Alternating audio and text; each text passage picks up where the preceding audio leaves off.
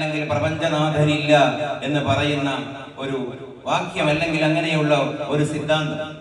പക്ഷെ അൽഹംദുലില്ലാ ഞാനൊരിക്കലും അതിനെ മറികടന്ന് സ്ഥാപിച്ചു വന്ന വലിപ്പത്തരം പറയുകയല്ല. ഉസ്താദുമാർ ഒരുപാട് ദുആകൾ, ഒരുപാട് ആളുകളുടെ പ്രതിനിധിയായി അതിന്റെ ശബ്ദത്തിൽ അവിടെ ചെന്ന് കലാശിച്ചു എന്നേ ഉള്ളൂ. പക്ഷെ കേരളത്തിലെ ഏറ്റവും വലിയ നാസ്തികതയുടെ ഒരു ആചാര്യന് അല്ലാഹു ഉണ്ട് എന്ന വജൂദുല്ലാഹിയെ അവർ അംഗീകരിക്കുന്ന ഫിലോസഫിയും ഫിസിക്സും മെറ്റാഫിസിക്സും അടങ്ങുന്ന പ്രമാണങ്ങളിലൂടെ പറഞ്ഞപ്പോൾ അദ്ദേഹത്തിന് അത് മറികടക്കുവാൻ പറ്റിയില്ല എന്നുള്ളത് വാസ്തവത്തിൽ നമുക്ക് നൽകേണ്ടത് ആത്മവിശ്വാസമാണ്. ഈ ദീൻ എത്ര ശരിയാണ് എന്നുള്ള അല്ലാഹു നമ്മെ തെരഞ്ഞെടുത്ത ആ ഉദാത്തമായ മൂലധനം, ഈമാൻ എന്ന് പറയുന്ന മൂലധനം എത്ര വലുതാണ് എന്നുള്ളത് തന്നെയാണത് മാത്രമാണ്. പക്ഷേ സാധാരണഗതിയിൽ നമ്മുടെ സമൂഹത്തിൽ ഒരു പക്ഷെ അത് അറിയില്ല. അവര് പറയുന്ന കാര്യങ്ങളൊക്കെ വലിയ കാര്യങ്ങളാണെന്നാണ് തെറ്റിദ്ധാരണ.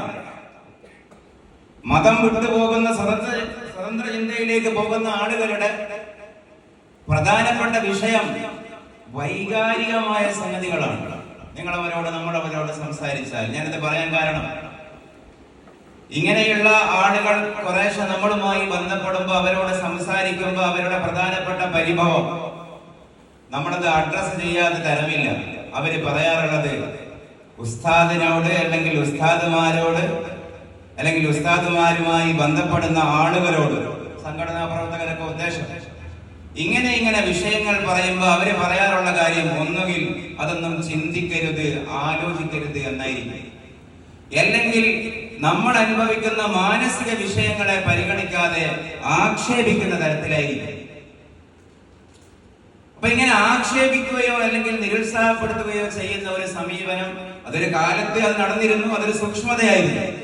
പക്ഷേ ആളുകൾ തുള്ളി കുളത്തിൽ ചാടി, പുഴയിൽ ചാടി, കുളത്തിന്റെ കരയിൽ കളിക്കുമ്പോ നമുക്ക് പറയാം ചാടല്ലേ വീഴും, ഇവര് അതിൽ മുങ്ങി. ഇനി നീന്തൽ നമ്മളും പഠിച്ചതിന് നമ്മളും കയത്തിലേക്ക് ചാടി പൊക്കിക്കൊണ്ടുവരലേ നിവൃത്തിയുള്ളൂ.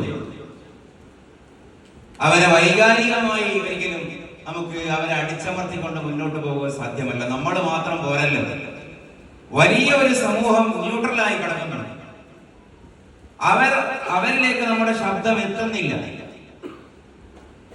നാം നമ്മളെ സാക്ഷികളാക്കിയിട്ടാണ് അവരോട് സംസാരിക്കുന്നത്.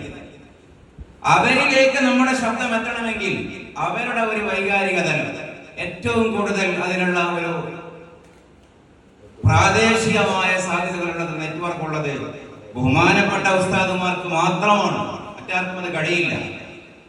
അപ്പൊ ആ ചെറുപ്പം മുതലേ തന്നെ ഒരു മനുഷ്യന്റെ ഉള്ളിൽ തോന്നുന്ന ബോധമാണ്, ഒരു മനുഷ്യന്റെ മനസ്സിൽ തോന്നുന്ന ബോധമാണ് കൂടുതൽ നമ്മളെ സംസാരിക്കേണ്ട.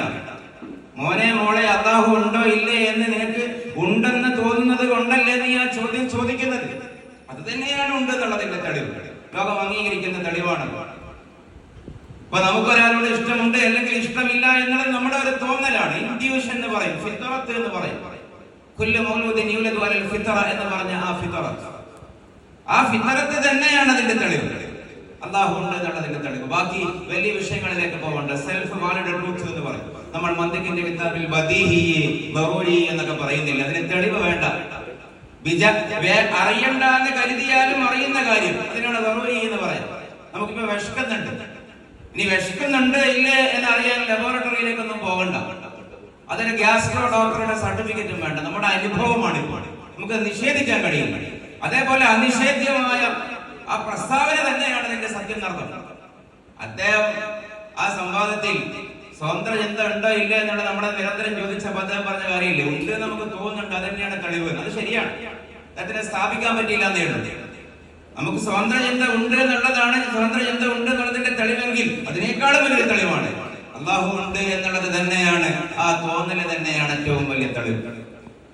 അല്ലാഹു ഉണ്ട്, അല്ലാഹു തീർച്ചയാണ്. പിന്നെ അല്ലാഹുവിന്റെ ആ ദീൻ നമുക്ക് തന്ന ആ വഴി അതേ വിസ്താദ് പറഞ്ഞു, അല്ലാഹു നേരിട്ട് വന്നതല്ല. അവിടെയാണ് നമ്മുടെ പ്രസ്ഥാനത്തിന്റെയും സമസ്തയുടെ ഒരിടം.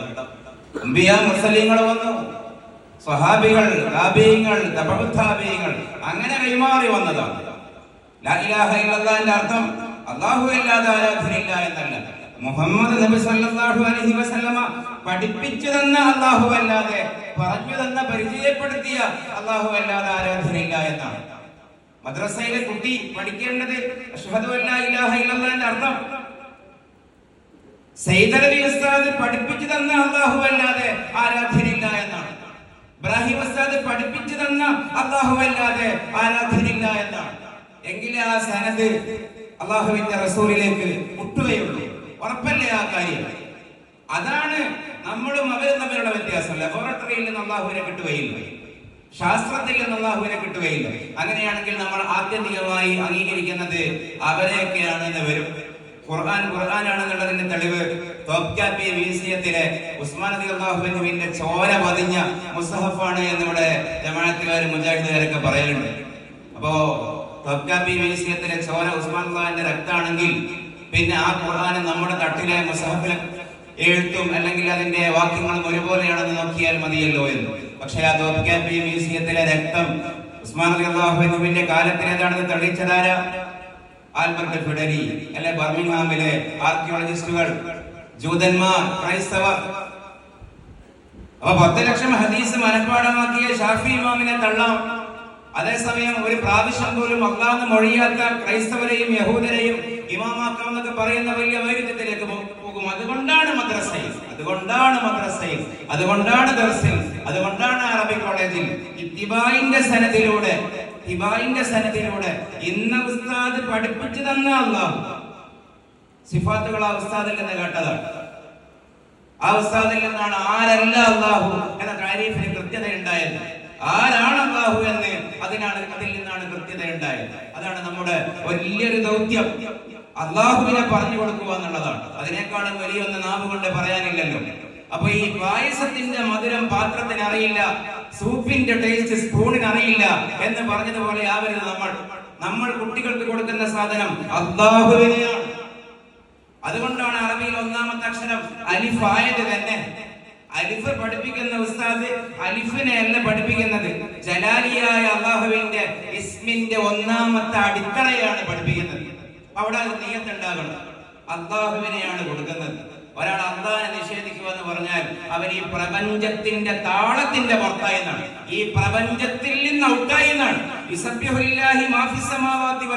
ഒരാൾ അവിടെ ഇല്ല എന്ന് പറഞ്ഞാൽ റെയിലിൽ നിന്ന് ട്രെയിൻ പാളം തെറ്റുന്ന പോലെ ഈ മഹാപ്രാപഞ്ചികതയിൽ നിന്ന് ഒരു ഇൻസാൻ എന്ന് പറയുന്ന ഒരു മഴപ്പാറ്റ പാളം തെറ്റി എന്നാണ് പറയുന്നത്.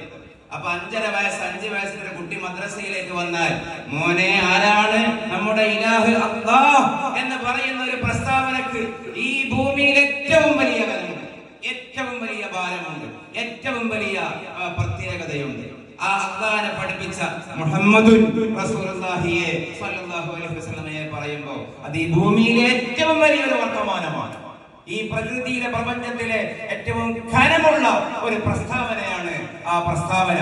പിന്നെ ആ നബിയെ നമുക്ക് പറഞ്ഞു തന്ന ശേഷകാലക്കാർ, പിൻഗാമികൾ അതിനൊക്കെയും ഘനമുണ്ട്. അതാണ് ഞാൻ പറഞ്ഞത്, കണക്കിലൊക്കാത്ത ജീവകാരുടെ പ്രവർത്തനം.